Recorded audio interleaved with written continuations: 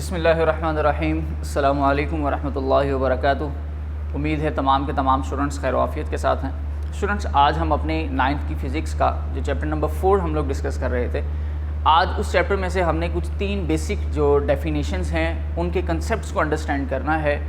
और स्टूडेंट, ये हमारा लेसन नंबर 18 होगा और जो चीज़ें आज हम डिस्कस करेंगे वो हैं principal of moment, centre of mass and couple. ये स्टूडेंट हमारे पास फोर्सेस से रिलेटेड है। 2 टॉपिक्स प्रिंसिपल ऑफ मोमेंट और कपल जो है ये फोर्स और टॉर्क से रिलेटेड हैं। टॉर्क से मुराद था टर्निंग इफेक्ट। तो हम स्टार्ट करेंगे अपने टॉर्क से। फर्स्ट ऑफ ऑल स्टूडेंट, हम कंसिडर करते हैं कि हमने टॉर्क को डिस्कस किया और इसको रिप्रेजेंट किया टी से, और ये हमारे पास था F क्रॉस L इसका formula. Cross shows a vector quantity, the vector product. अच्छा स्टूडेंट, इसी तरह जब हमने टॉर्क की बात की थी तो यहाँ पर हमें इसका सेकंड नेम भी लिखा हुआ था हेडिंग के अंदर, टॉर्क और मोमेंट ऑफ अ फोर्स। सबसे पहले स्टूडेंट हम मोमेंट ऑफ फोर्स को डिस्कस करते हैं। एक ऐसी मोमेंट से मुराद स्टूडेंट हम कंक्लूड कर सकते हैं कोई भी हरकत। तो मोमेंट ऑफ फोर्स यानी फोर्स की वजह से किसी ऑब्जेक्ट में किसी किस्म की हरकत का आ जाना, this is called the moment of force. अब मोमेंट ऑफ फोर्स हमारे पास स्टूडेंट स्ट्रेट भी हो सकती है, इन अ टॉर्क टर्निंग इफेक्ट में भी हो सकती है, और इसमें डिफरेंट कंडीशंस जो हैं वो हमारे पास पॉसिबिलिटी के साथ हो सकती हैं। स्टूडेंट, यहाँ पर जब प्रिंसिपल ऑफ मोमेंट की बात की जाती है तो हमें सबसे पहले चीज़ ये ज़हन में आती है कि हमारे पास एक स्पेसिफिक डिस्टेंस पर यानी मोमेंट आर्म की मदद से हमने फोर्स अप्लाई करना ताकि टर्निंग इफेक्ट कोई क्रिएट हो जाए। मैं उसके लिए स्टूडेंट यहाँ पर एक एग्जाम्पल ले रहा हूँ विच इज़ ऑफ द सीसा। और स्टूडेंट जैसे ही ये देखिएगा कि मैं अगर इस ऑब्जेक्ट के ऊपर, इस सीसा के ऊपर 2 डिफरेंट मैसेज रख दूं, जैसे for example this is a small mass which is represented by the small m and this is a greater mass which is represented by the capital M। तो स्टूडेंट आप ये देखें कि जैसे फॉर एग्जांपल अगर ये ऑब्जेक्ट ना हो और मैं इस पर ये ऑब्जेक्ट रख दूं तो इस वक्त इसके ऊपर ग्रेविटेशनल फोर्स एक्ट करेगी और इसके वेट के अकॉर्डिंग जो है इसको डाउनवर्ड मूव करवाएगी। जैसे ही ये डाउनवर्ड मूव करेगी तो इसकी जो रोटेशन है या मूवमेंट है वो कुछ इस तरह से होगा, और क्योंकि ये अगेंस्ट द क्लॉकवाइज डायरेक्शन है तो हम इसे नाम देते हैं एंटी क्लॉकवाइज का।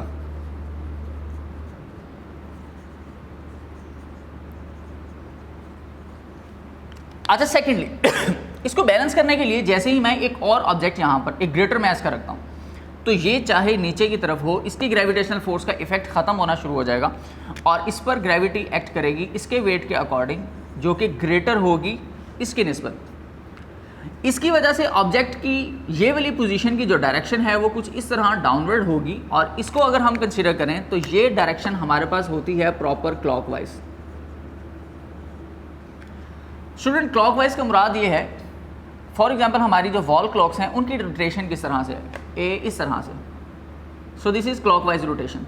और अगर हम इसके अगेंस्ट मूव करें तो ऑब्जेक्ट की डायरेक्शन अगर इस तरह से हो तो this is called anti clockwise rotation. Student अब ये चीज़ याद रखिएगा कि एक तरफ फोर्स लगेगी तो ऑब्जेक्ट एक तरफ शिफ्ट हो जाएगा, इसी तरह अगर सेकंड तरफ हो तो फिर ये सेकंड साइड पे, यानी जिस तरफ ज़्यादा फोर्स है उस तरफ ऑब्जेक्ट की जो मूवमेंट है वो ज़्यादा होना शुरू हो जाती है। लेकिन हमने यहाँ पर क्या करना है, कोशिश करके हम इन दोनों मैसेज को सेम करेंगे। If m1 is equal to m2, अगर ये कंडीशन आ जाती है तो m1 is equal to m2 की वजह से स्टूडेंट हमारे पास एक इक्विलिब्रियम क्रिएट हो जाता है।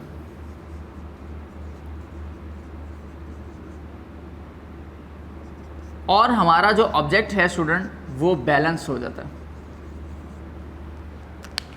तो जब भी हमारे पास ये कंडीशन आ जाए कि m1 is equal to m2 या force 1 is equal to force 2, तो हम ये कहते हैं कि फिर हमारे पास एक प्रिंसिपल ऑफ मोमेंट क्रिएट होगा जब हमारा ऑब्जेक्ट इक्विलिब्रियम में या बैलेंसिंग पोजीशन के अंदर होगा। और बैलेंसिंग पोजीशन या इक्विलिब्रियम पोजीशन में कब होता है स्टूडेंट, जब मैस 1 मैस 2 इक्वल हो जाए या फिर anti clockwise rotation clockwise rotation के बराबर हो जाए।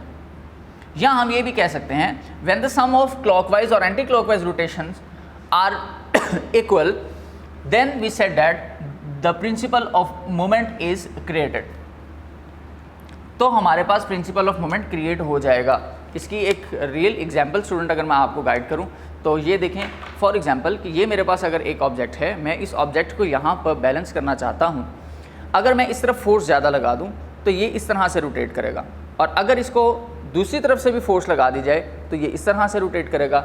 लेकिन अगर हमारे पास हम इसको एक ऐसे पॉइंट पर बैलेंस कर लें कि जहाँ पर इस साइड का वेट इस साइड के वेट के बराबर हो जाए, यानी ये anti clockwise rotation clockwise rotation के बराबर हो जाए, तो फिर हमारे पास इस ऑब्जेक्ट के अंदर ये जो बैलेंसिंग पोजीशन है, now this is called the principal of moment. तो स्टूडेंट हमारे पास जो सेकंड यहाँ पे आज का टॉपिक होगा, जो सेकंड डेफिनेशन हमने डिस्कस करनी है, which is about the centre of mass. Centre of मास के लिए स्टूडेंट आपने एक प्रैक्टिकल एग्जाम्पल को जो है वो डिस्कस करना है, बल्कि आप अपने घरों के अंदर एक प्रैक्टिकल कर भी सकते हैं। ये फॉर एग्जाम्पल कोई भी ऑब्जेक्ट हो जिसका आपने centre of mass find out करना है, तो नॉर्मली मास हम इस ऑब्जेक्ट को भी कह सकते हैं, एक स्पेसिफिक साइज है इसका। अगर मैंने इसका सेंटर फाइंड आउट करना है तो नॉर्मली हम एज्यूम कर लेते हैं भाई कि ये हमारा बिल्कुल सेंटर पॉइंट होगा, लेकिन कुछ शेप्स हमारे पास इस तरह की आती हैं कि जिनका सेंटर फाइंड आउट करना थोड़ा सा डिफिकल्ट होता है। तो स्टूडेंट ऐसे ऑब्जेक्ट्स के लिए फिर हमें क्या करना पड़ता है कि डिफरेंट पोजीशंस पर फोर्सेस लगाकर चेक करना पड़ता है। जैसे स्टूडेंट फॉर एग्जांपल कि यहाँ पर अगर मैं इसकी एग्जांपल ड्रॉ करूँ कि मेरे पास अगर ये एक ऑब्जेक्ट है और मैंने इसका centre of mass find out करना है, तो नॉर्मली हम कहेंगे कि this is the centre point and this is also the centre of मास। लेकिन स्टूडेंट हमें इसको चेक करना पड़ेगा, और चेक करने की तरतीब ये है स्टूडेंट के सबसे पहले नंबर पे आप किसी एक पॉइंट पर फोर्स अप्लाई करेंगे और देखेंगे कि इसकी मूवमेंट किस तरह की है। इसी तरह चेक करते जाएंगे आप डिफरेंट पॉइंट्स पर, ये डिफरेंट पॉइंट्स हैं स्टूडेंट। इन ग्रीन पॉइंट्स पर खास तौर पे जब आप फोर्सेस अप्लाई करेंगे तो आपका ये जो ऑब्जेक्ट है वो इस तरह से अपनी रोटेशन शो करेगा, और ऑब्जेक्ट की जो मूवमेंट है वो कुछ इस तरह से यहाँ पर आ जाएगी, यानी एक पोजीशन अपनी जगह पर रहेगी, दूसरी आगे की तरफ शिफ्ट हो जाएगी। तो अगर कभी इस तरह से टर्निंग आ जाए, एंगल्स क्रिएट होना शुरू हो जाए, तो हम ये कंक्लूड करते हैं कि this is not the centre of मास। फिर हम स्टूडेंट यूं करेंगे कि हम आहिस्ता आहिस्ता चेक करते करते एक स्पेसिफिक ऐसे पॉइंट पर पहुंचेंगे, इट माइट बी पॉसिबल कि वो हमारे पास सेंटर में हो, और ये भी पॉसिबिलिटी है कि वो सेंटर से किसी और डिफरेंट प्लेस पर हो जाए। बहरहाल वो कोई भी पॉइंट हो, ऐसा पॉइंट जिस पर आप फोर्स अप्लाई करें और उस फोर्स की वजह से जो आपका ऑब्जेक्ट है उसकी मूवमेंट जो है वो इस तरह से अपवर्ड हो, यानी सेम डायरेक्शन में जिस डायरेक्शन में आपने फोर्स अप्लाई की, और ऑब्जेक्ट बिल्कुल स्ट्रेट इस तरह मूव करके फॉरवर्ड आगे की तरफ शिफ्ट हो जाए। So now this is the point that is called the centre of mass. So through it we can conclude the definition as center of mass is actually the point of object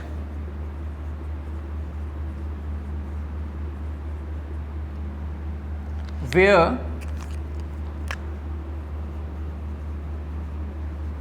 an applied force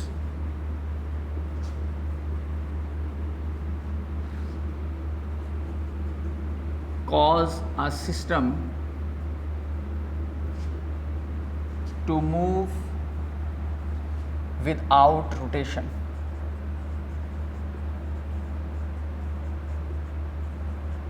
यानी हमारे पास ये एक ऐसा point है, the point of an object where an applied force cause a system to move without rotation, कि अगर हमारे पास ऐसा पॉइंट जिस पर फोर्स लगाएं और ऑब्जेक्ट विदाउट रोटेशन मूव करे, that point is called the centre of mass.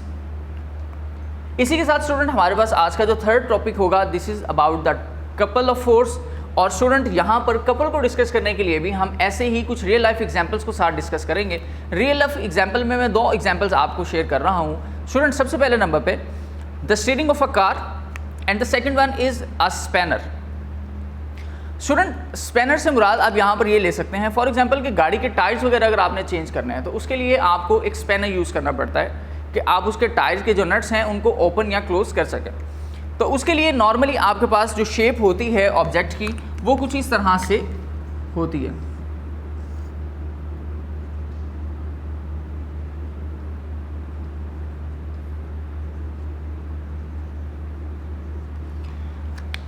So student आप क्या करते हैं कि एक स्पेसिफिक एरिया में आप कोई भी जो नट है जिसको आपने ओपन या क्लोज करना है वो यहाँ पर एडजस्ट करते हैं, और एडजस्ट करने के बाद स्टूडेंट कभी भी आप एक साइड पर फोर्स अप्लाई नहीं करते। क्योंकि जब आप एक साइड पर फोर्स अप्लाई करते हैं तो यहाँ पर आपको फोर्स कुछ ज़्यादा लगानी पड़ती है। तो इसके लिए स्टूडेंट आप क्या करेंगे कि दूसरी साइड पर भी फोर्स अप्लाई करेंगे। अब कंडीशंस हमारे पास यहाँ पर कुछ कंक्लूड होती हैं। सबसे पहले नंबर पे कि ऑब्जेक्ट एक ही है, फोर्सेस दो हैं, इन दोनों फोर्सेस का जो मैग्नीट्यूड है वो इक्वल है, यानी F1 is equal to F2। लेकिन चेंज क्या है कि F1 और F2 की डायरेक्शन ऑपोजिट है।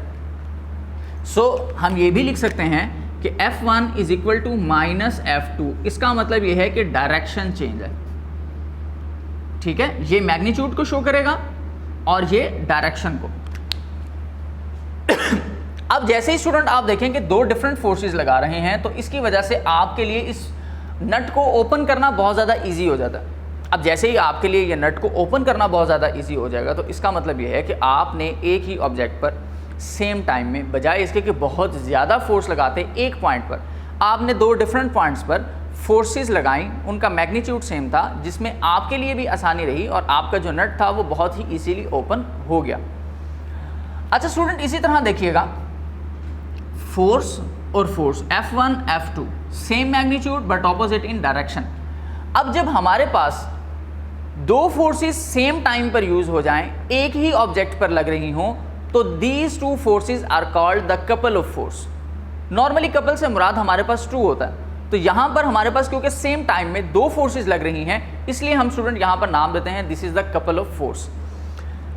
अब स्टूडेंट यहां पर कुछ कंडीशंस भी हम कंक्लूड करेंगे कि फिर ऐसी कौन सी वजह है कि जब हमारे पास फोर्सेस कपल की कंडीशन में नहीं आती और हमारा टर्निंग इफेक्ट भी कंक्लूड नहीं होता, तो उसकी स्टूडेंट एक कंडीशन आपने याद रखनी है और वो ये है कि इस वक्त अगर देखा जाए तो टॉर्क वाले टॉपिक में हमने डिस्कस किया था कि the point where we applied a force, this is called the line of action, this is another line of action. तो स्टूडेंट अगर आप दो फोर्सेस सेम मैग्नीट्यूड की ऑपोजिट डायरेक्शन में एक ही ऑब्जेक्ट पर two different line of actions पर लगाते हैं तो हमारे पास कपल प्रोड्यूस होगा, टॉर्क प्रोड्यूस होगा। लेकिन स्टूडेंट अगर आप दोनों फोर्सेस एक ही जगह पर मर्ज कर देते हैं, फॉर एग्जांपल कि इस स्पैनर में आप एक फोर्स नीचे से अपवर्ड F1 और दूसरी इसी पॉइंट पर F2 डाउनवर्ड लगा दें, तो यहाँ पर स्टूडेंट लाइन ऑफ एक्शन हमारे पास क्योंकि सेम है, एक ही है, तो यहाँ पर हमारी फोर्सेस के इफेक्ट आपस में कैंसिल हो जाएंगे और हमारा ऑब्जेक्ट किसी डायरेक्शन में मूव नहीं करेगा और टॉर्क भी प्रोड्यूस नहीं होगा। इस कंडीशन में हम यहाँ पर इन दो फोर्सेस को कहेंगे these are not the couple of forces. तो यहाँ कुछ की पॉइंट्स हम फाइंड आउट कर रहे हैं स्टूडेंट। सबसे पहले जो पॉइंट फाइंड आउट किया कि we need an object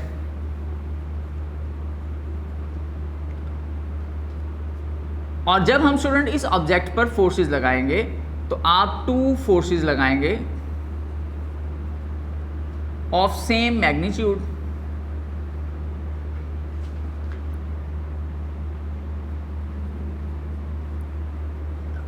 F1 is equal to F2. Secondly, student, they have opposite direction.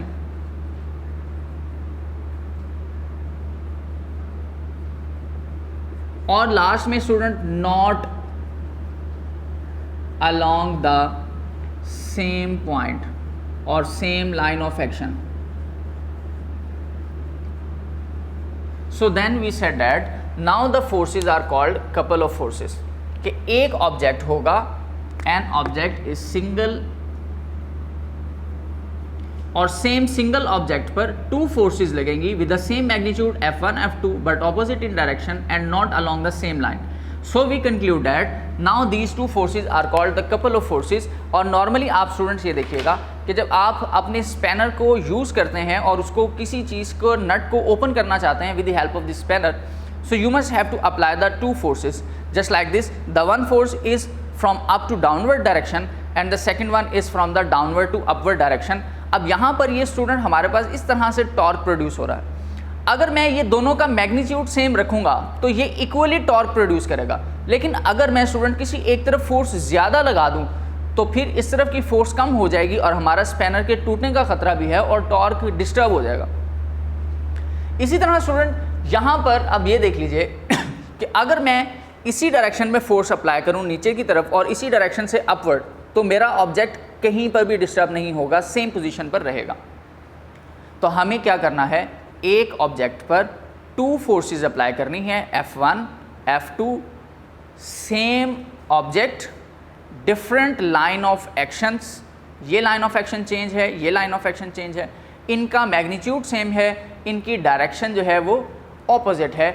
So student अब ये जो 2 फोर्सेस होंगी वी कंक्लूड देम एज कि these 2 forces are produces the couple and they are called the couple of forces.